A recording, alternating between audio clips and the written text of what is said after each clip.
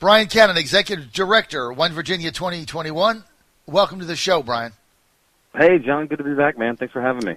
Brian, so that everybody knows, I can just set the table here. You're the Executive Director of One Virginia 2021. This is an organization that has put through a great redistricting plan that I'm 100% behind, which takes the politicians out of choosing their own constituents and puts it in the hands of regular people doing it the right way. I want you to comment yesterday, House Republican leaders reaffirming their support for your nonpartisan redistricting. Very quickly, Brian, walk our listeners through that may not know what this is. What happened in the General Assembly session in 2019 for this to happen, and what has to happen for it to get on the ballot in 2020? Yeah, John, thanks, man. So in 2019, in February, the legislature passed overwhelmingly bipartisan, which there wasn't a lot that was controversial that passed like this. 39-1 in the Senate and 85-13 in the House. There was one Republican no vote in each chamber and 12 no votes for the Democrats in the House. So it's pretty overwhelmingly bipartisan. It was the most comprehensive redistricting reform to ever get through a state legislature. The problem is in Virginia, we got to get it through twice, right? So to amend our state constitution, you vote once, which we're having next month, and then it's got to go on the ballot one more time. And so that's the phase we're at now. Or you got to go through the General Assembly one more time, and then it will go to the ballot for Virginians to vote on it. Now, I feel pretty good about Virginians approving this. Virginians across parties, Republicans, Independents, Democrats, everybody supports this to the tune of at least 70%. So we'll be good when it gets to the ballot. But the problem is redistricting happens once a decade, and 2021 is right around the corner. And if redistricting happens and your party's in control, it's like hitting a jackpot because it's your chance to gerrymander these districts and pick your voters so that you can win. And that's the threshold question that the Democrats are facing right now as to whether or not, if they take back the legislature, which seems more and more likely that might happen, what's going to happen. So the Republicans' statement yesterday was powerful and on point, and we're grateful for it. All right, so basically the Republicans saying, look, if regardless of what happens in the election, Republicans are saying, we're going to vote for this again. It's the right thing to do. Obviously, you need 51 votes for it to pass the House.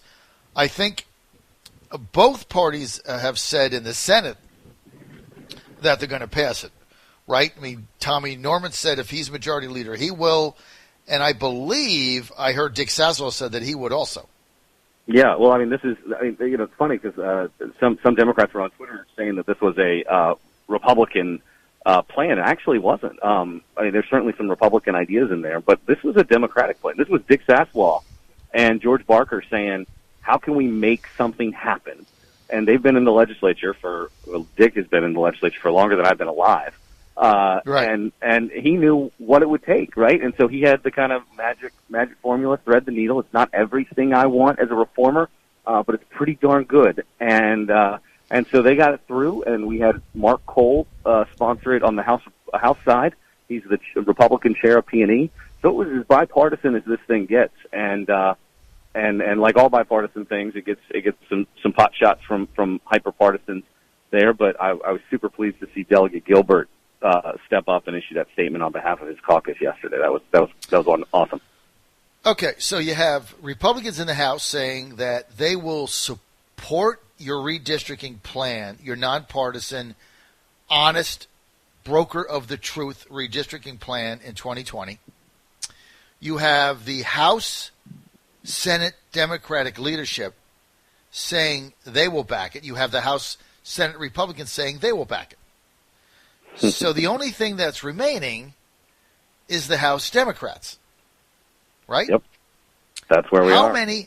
How many House Democrats voted for your nonpartisan redistricting legislation in 2019 in the General Assembly? Do you know off the top of your head? Yeah, of course I know this, John. It's 36. It's 35, but one was absent and said he would have voted for it, so I'll count that as 36. So you had 36 Democrat House votes out of 49 last time. Mm-hmm.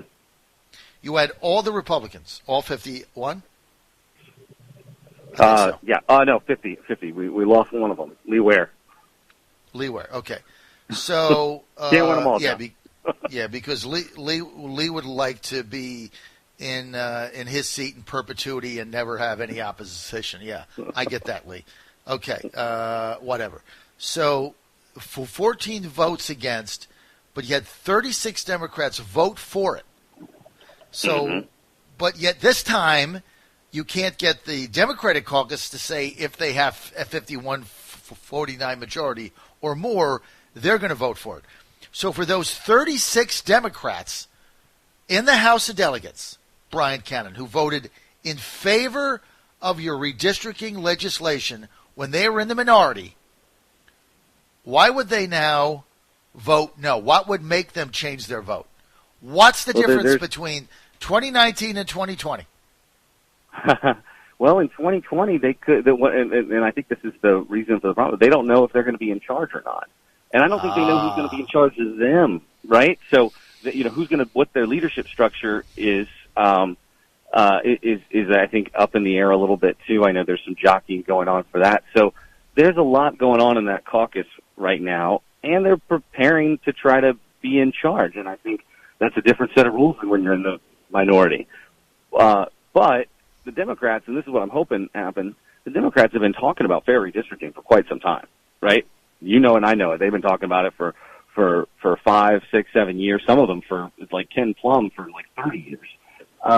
This is the time. This is the kind of put up here, because this is the most comprehensive reform to ever get through a state legislature. If you can't support this, I know it's not perfect, but if you can't support this, then what else do we have? We don't have enough time to do another constitutional amendment to bind these folks in before the redistricting in 2021. We barely have enough time to do this now, so we gotta go. So, there's some. I've gotten a lot of folks in leadership in the House Democrats telling me, and this was mentioned in Graham Mumaw's piece in the Mercury.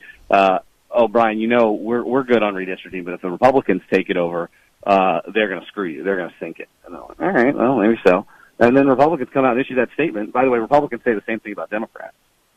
So it's a real a real battle going on, and I haven't heard a statement from the House Democratic caucus on passing the amendment again, and I think that's because they're waiting to see what happens with politics and what happens with the kind of enabling legislation, some of the devils in the details kind of stuff.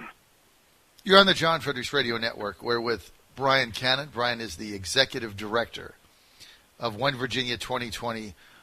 This is the non-profit, non-partisan organization that is trying to get really serious redistricting reform in Virginia. They're one vote away from getting it on the ballot in November 2020. If it gets on the ballot, it will pass, I predict, 82-18, right? Nobody wants from your lips to God's ears, man. 82-18.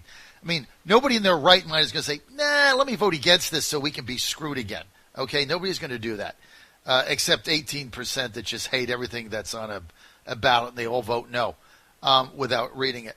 Now, let me ask you this. Have you asked Eileen Filler-Korn where she is on this?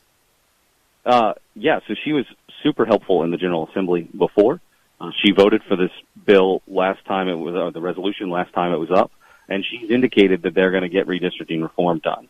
But she and I have not had a detailed conversation about things. But she's a long-time supporter, so we're counting on her to be a part of the solution here. Okay. So in an article Monday in the Virginia Mercury by Graham Moonwell, by the way, for those that don't know this, Graham left the Richmond Times-Dispatch and went to Virginia Mercury. Democrats indicated that their caucus might back away from its long-term support of nonpartisan redistricting should they win a majority in the House. A spokesperson for the House Democratic caucus, when given the chance, according to the Mercury, refused to say if the position of the caucus would be to further support for non-partisan redistricting. So basically what you have here is when the Democrats were out of power, they voted for it. when the Republicans were in power, they voted for it. So Republicans did the right thing. Now the Democrats are saying, well, wait a minute. If we get in power, why on earth would we want fair districting? We would want to continue to cheat, and we would want to continue to manipulate the lines because now we're in power, and now we can dictate all of the House Democrat and the Senate lines so that we can stay the majority in perpetuity. So power corrupts, absolute power corrupts absolutely.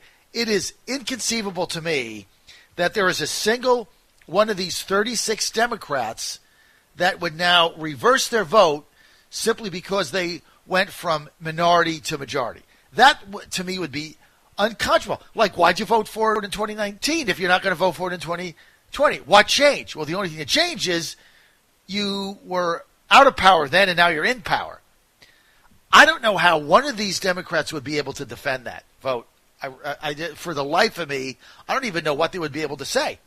If the fake news media actually held them accountable and asked them a question, what could you possibly say? Well, I was for fair redistricting then because I was in the minority, but now that we've taken power, screw that. I want to continue to cheat because now I can have the power to be the cheater. What else could they say? Yeah, and here's the good news, John. I think this amendment passes again. I'm optimistic about this. Here's why. Because if the Democrats take back power, that's our biggest opportunity to lose a lot of Democrats. We'll definitely lose some. There's already some in Northern Virginia that are saying, hey, if you let us gerrymander, we can do, repeal right to work, do 15 an hour minimum wage, all the liberal goodies that they're looking for, right? They're already saying that kind of stuff up there. So I'm going to lose some. But if the Republicans are in the minority, and they just said it yesterday, they're going to be for this either way, right? So they're going to support the amendment. And then we do have enough true believer Democrats, right? Folks that have been on this for a while, Delegate Rip Sullivan, I know you love Sam Rasul, having Sam on, folks like that who are just good on this issue, kind of ride or die on it, and they're going to be there for us. And I think we got enough of those to get it through. But this should not be a controversial issue. This is the only option on the table. It's a binary question. It's the only option on the table we have to put some handcuffs on the political and, quite honestly, racial gerrymandering that's been going on for far too long in Virginia's history. This is our only chance to do it. It's not perfect. They're not perfect handcuffs, but they will go a long way to making this a better process. And then we can have, I know it's crazy, the Virginia voters decide this for themselves. I know that's crazy, John, but we could have it. It's crazy and unbelievable, but you got to get this done. You're doing a fabulous job. Nobody would have ever dreamed you could have gotten this through, Brian. You're the only guy that could have done this, really. But look, you got to put the ball in the end zone, right? You got to play the game, and right now you got to get to 2020, and you need 21 votes in the Senate, and you need 51 votes in the House to get this done. We're out of time. Brian Cannon, One Virginia 2021. Brian, what's your website? OneVirginia2021.org, and that's one in Virginia spelled out the long way, 2021, because that's when we're going to have this thing fixed. All right, man. Thank you. Thanks, Brian John. Cannon, great job.